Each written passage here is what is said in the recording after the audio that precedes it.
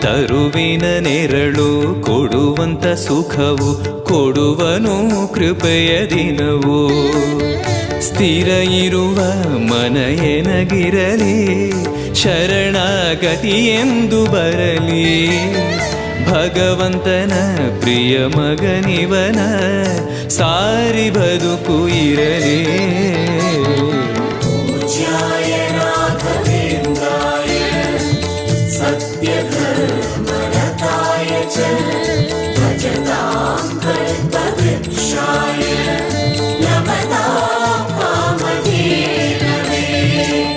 ಆಲಯವೆಂದರೆ ಮಂತ್ರಾಲಯವೇ, ಬೇರೆ ನಾ ಅರಿಯಲಾರೆ.